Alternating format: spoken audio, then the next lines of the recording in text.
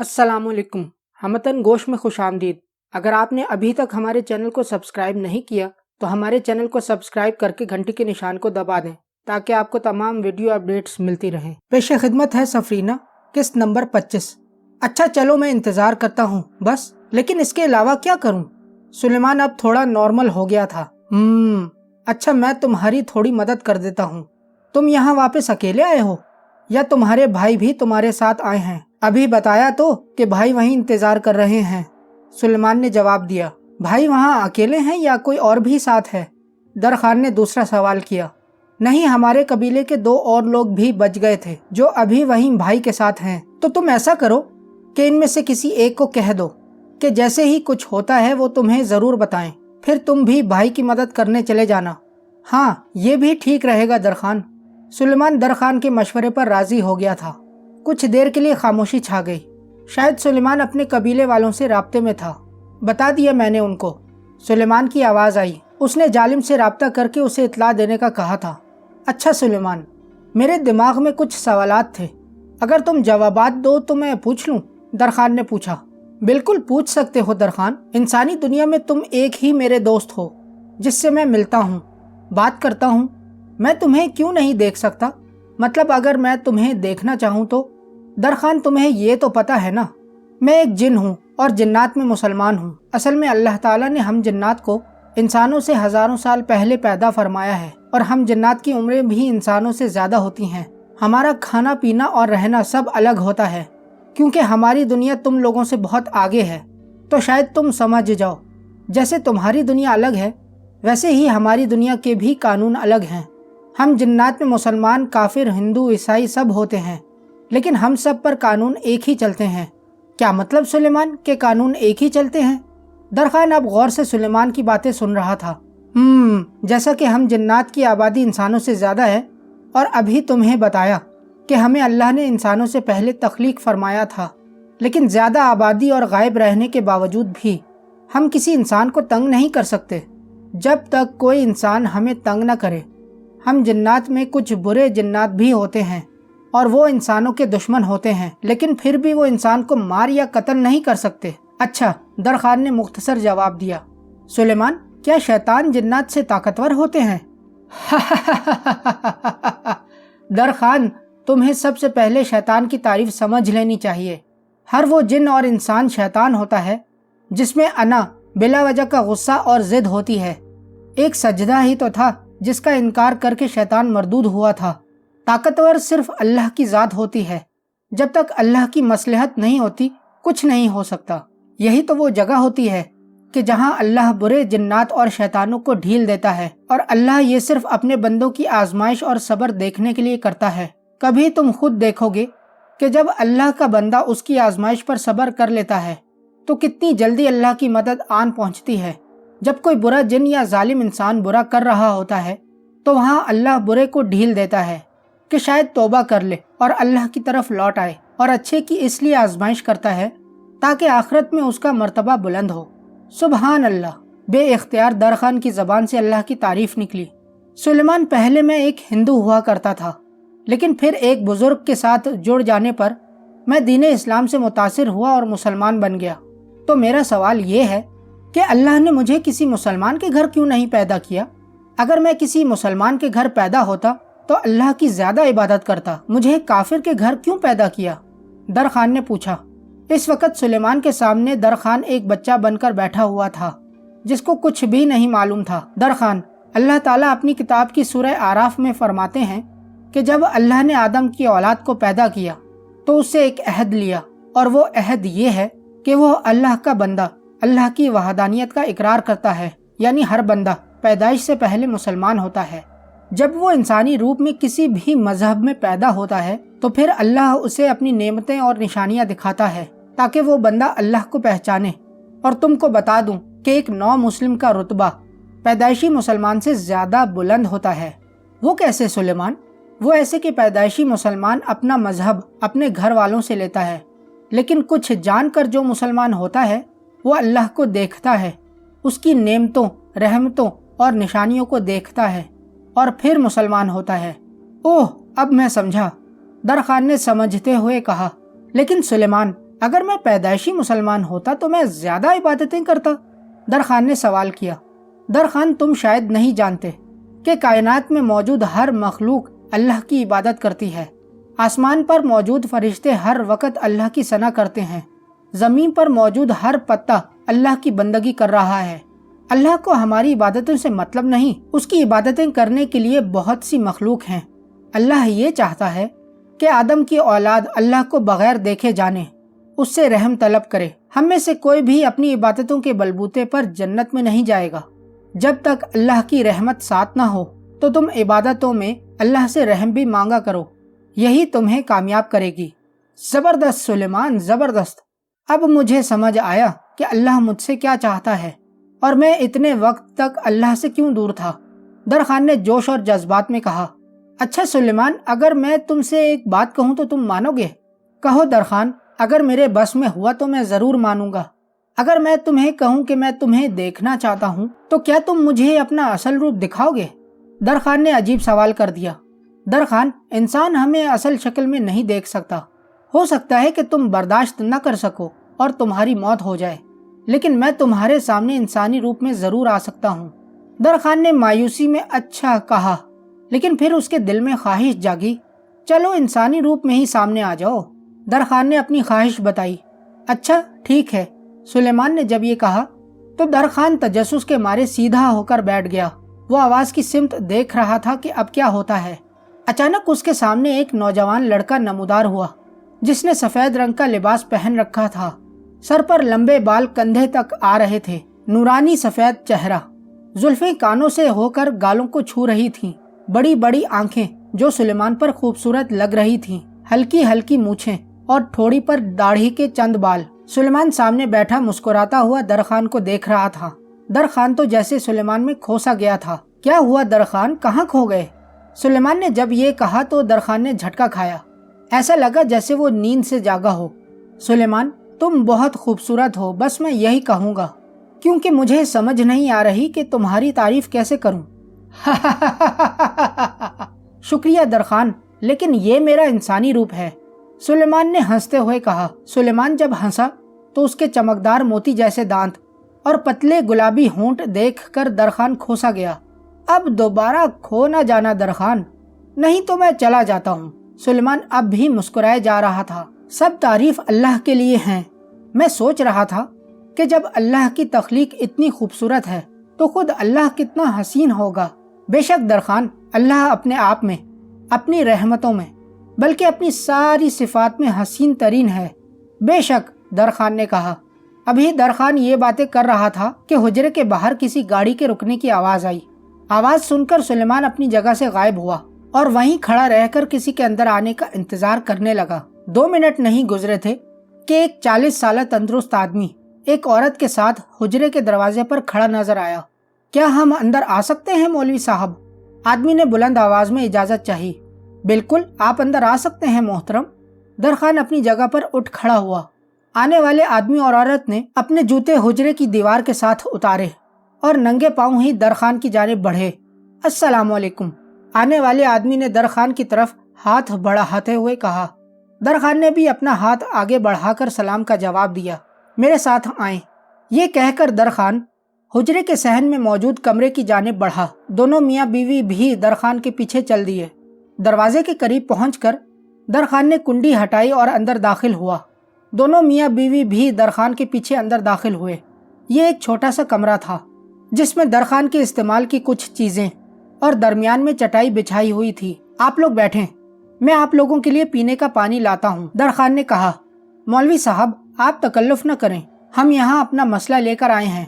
اگر آپ ہمارا مسئلہ سن لیں اور ہماری مدد کر دیں تو یہی آپ کا ہم پر احسان ہوگا، آدمی نے بیٹھنے کے بعد کہا۔ اس کے ساتھ اس کی بیوی بھی چٹائی پر بیٹھ گئی تھی۔ اچھا چلیں، صحیح ہے، یہ کہہ کر درخان بھی ان کے سامنے بیٹھ گیا۔ جی تو آپ بتائیں، آپ کو کیا پریشانی ہے؟ درخان نے پوچھا۔ میرا نام جنید خان ہے اور یہ میری بیگم ہے۔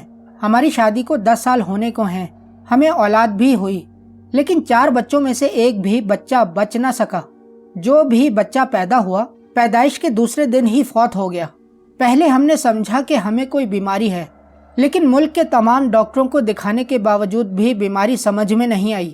ہم میاں بیوی مکمل تندرست ہیں، لیکن پتہ نہیں کیا وجہ تھی کہ اولاد بچ نہ سکی۔ اس کے ساتھ ساتھ میرا کاروبار بھی ٹھپ ہو گیا۔ ایک وقت تھا کہ دن کے ہزاروں بھی میں کما لیتا تھا، اور پھر ایسی نحوست پڑی کہ ادھار کی نوبت آ گئی۔ اب اپنا دوسرا گھر بیچ کر زندگی کی گاڑی کو گھسیٹ رہا ہوں۔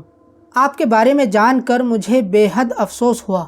لیکن آپ میرے پاس کیوں آئے ہیں؟ درخان نے پوچھا۔ جنید خان نے ایک لمبی سی سانس لی اور پھر بولنے لگا، مولوی صاحب، میں پڑھا لکھا انسان ہوں اور مجھے تعویذ گنڈوں پر بالکل بھی یقین نہیں، لیکن کچھ عرصے سے میرے دوست اور بیگم بھی یہی کہہ رہے ہیں کہ میں کسی مولوی سے بات کروں۔ آپ پہلے انسان نہیں جس کے پاس میں اپنا مسئلہ لے کر آیا ہوں۔ میں کافی مولویوں کے پاس گیا، لیکن انہوں نے پیسے لینے کے سوا کچھ بھی نہیں کیا۔ جب آپ کا نام سنا تو میں اور میری بیوی آپ کے پاس آخری امید سمجھ کر آئے ہیں۔ آپ پریشان نہ ہوں جنید صاحب، اللہ تعالیٰ بہترین کرنے والا ہے۔ درخان نے پوری بات سن کر کہا، کیا آپ دونوں کی پسند کی شادی ہے؟ درخان نے پوچھا۔ جی ہاں مولوی صاحب، ہم دونوں کی پسند کی شادی ہے، اور اس شادی کے لیے میں اپنے سارے خاندان کے خلاف گیا تھا۔ کوئی بھی اس شادی کے حق میں نہیں تھا، لیکن میرے پاس اپنا کاروبار تھا، اس لیے چند دوستوں کے ساتھ ہی نکاح کر کے آ گیا۔ درخان نے کچھ نہ کہا۔ درخان، اس سے پوچھو کہ ہم اس کے گھر چل سکتے ہیں، وہاں جا کر میں دیکھوں گا کہ اس کا کیا مسئلہ ہے۔ سلیمان نے درخان کو کہا، اگر آپ کو اعتراض نہ ہو تو میں آپ کا گھر دیکھنا چاہتا ہوں، کیا پتہ سچ میں کوئی تعویذ وغیرہ کیا ہوا ہو۔ درخان نے سلیمان کی بات سننے کے بعد کہا، بالکل بھی نہیں، ہم میاں بیوی کو کوئی اعتراض نہیں ہے مولوی صاحب، بلکہ ہمیں تو خوشی ہوئی کہ آپ وقت نکال کر ہمارے ساتھ چلیں گے۔ جنید خان نے مسکراتے ہوئے کہا، تو پھر چلیں، ابھی چل کر دیکھتے ہیں کہ کیا بات ہے۔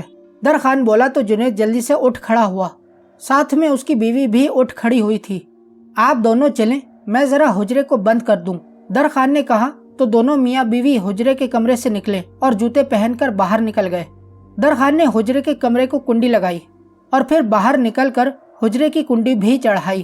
گاڑی کے قریب پہنچا تو دونوں میاں بیوی سامنے کی سیٹ پر بیٹھ چکے تھے۔ یہ دیکھ کر درخان نے پچھلی سیٹ کا دروازہ کھولا اور اندر بیٹھ گیا۔ درخان کے بیٹھتے ہی جنید خان نے گاڑی آگے بڑھا دی۔ معاف کیجیے گا جنید صاحب، آپ کس شہر سے تعلق رکھتے ہیں؟ درخان نے بیٹھے بیٹھے پوچھا۔ میں آپ کے پڑوسی گاؤں سے آیا ہوں مولوی صاحب، جنید خان نے بیک میرر میں دیکھتے ہوئے اپنے گاؤں کا نام بتایا۔ یہ گاؤں صرف نام کا تھا، کیونکہ اس میں وہ ساری سہولتیں موجود تھیں جو ایک جدید شہر میں ہوتی ہیں۔ اونچے اونچے منزلہ گھر، پکے روڈ، سیوریج کا سسٹم دیکھ کر درخان حیران ہو گیا تھا۔ آدھے گھنٹے کے سفر کے بعد گاڑی ایک کوٹھی کے سامنے رکی۔ جنید خان نے ہارن بجایا تو گیٹ کھول دیا گیا اور گاڑی کوٹھی کے اندر داخل ہو گئی۔ تینوں ایک ساتھ ہی گاڑی سے باہر نکلے تھے۔ آئے مولوی صاحب، جنید خان نے کہا اور آگے بڑھ گیا۔ درخان بھی جنید اور اس کی بیوی کے پیچھے پیچھے چلنے لگا۔ اس گھر میں تعویذات کا بہت برا اثر ہے درخان۔ سلیمان نے درخان کے قریب آ کر سرگوشی کی تو درخان نے اسبات میں سر ہلا دیا۔ سلیمان شاید گھر کو چیک کر چکا تھا۔ ایک بڑے سے کمرے میں پہنچ کر جنید خان نے درخان کو بیٹھنے کا کہا اور کمرے سے نکل گیا۔ جنید خان کی بیوی رستے میں ہی رک گئی تھی، وہ شاید کسی دوسرے کمرے میں چلی گئی ہوگی۔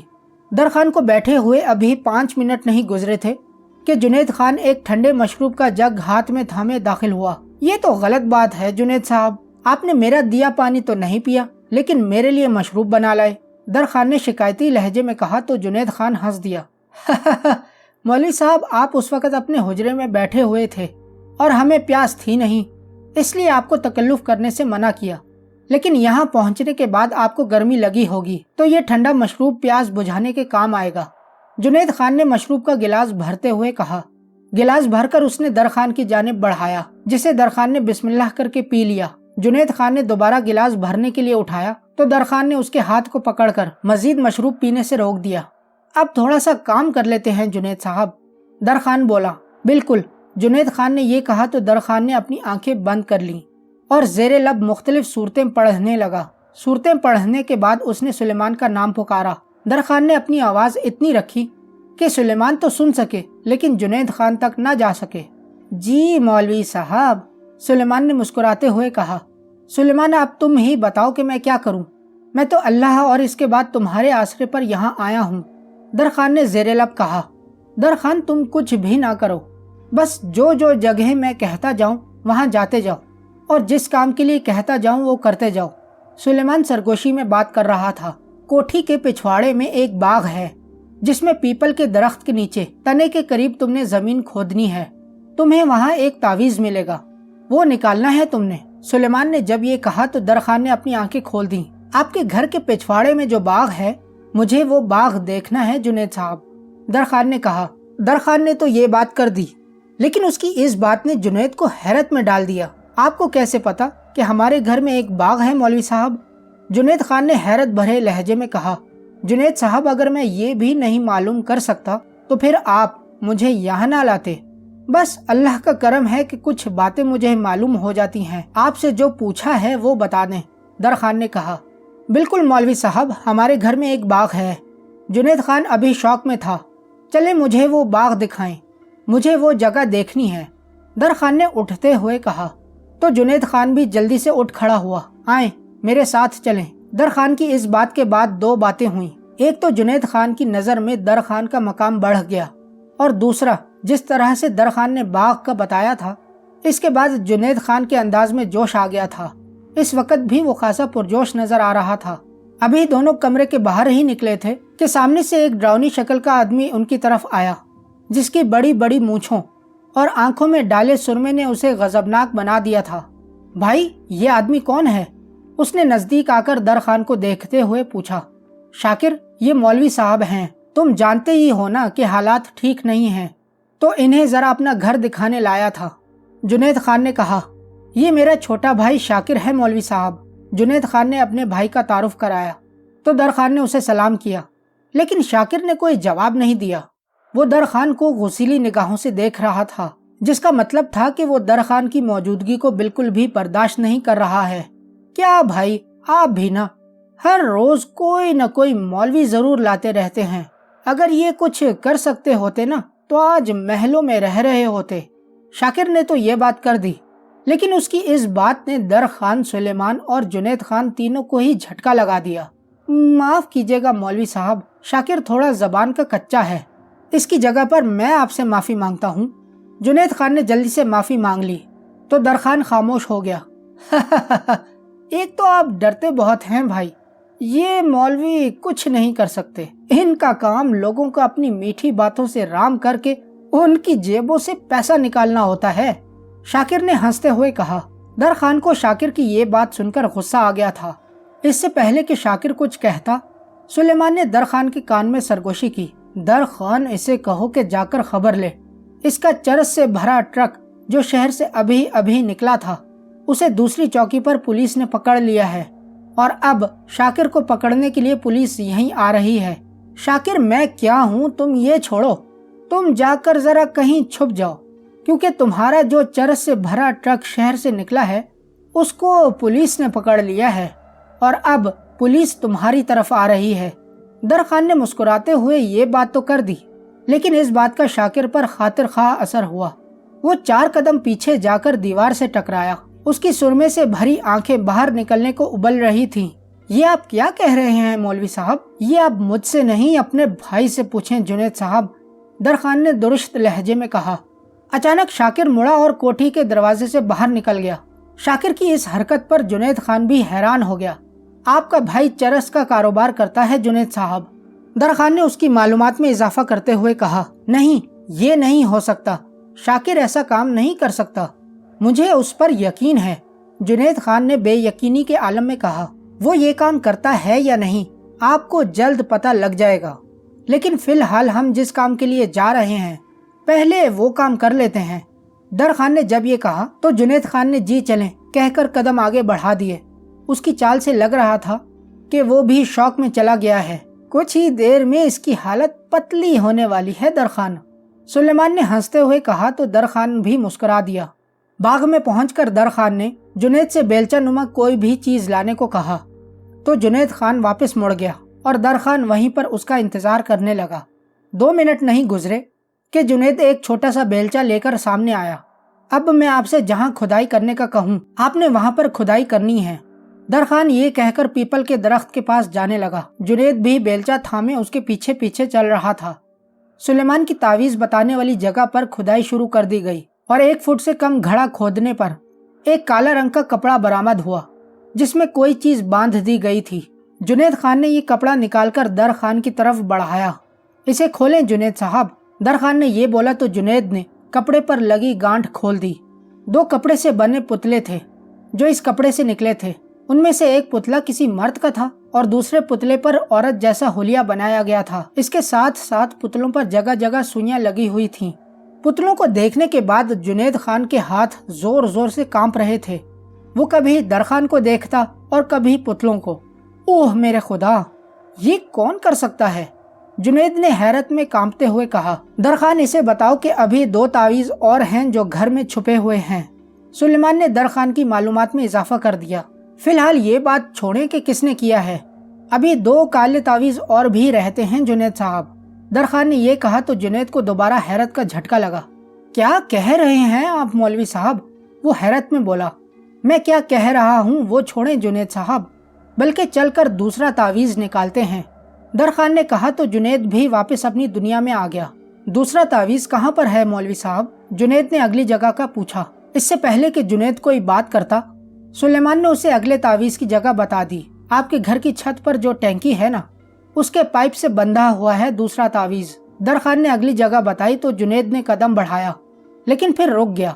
छत पर जाने के लिए तो कोई सीढ़ी भी नहीं है मौलवी साहब, तो हम कैसे ऊपर जाएंगे? और फिर तावीज़ बांधने के लिए कोई कैसे ऊपर गया है? जुनैद अब खुद को संभाल चुका था। ये तो आपको सोचना होगा जुनैद साहब। दर खान ने ये चीज जुनैद पर छोड़ दी। वो अगर कहता तो सुलेमान से कहकर सारे तावीज़ निकलवा सकता था, लेकिन इसका ना ही सुलेमान ने कहा और ना ही दर खान ने कोई बात की।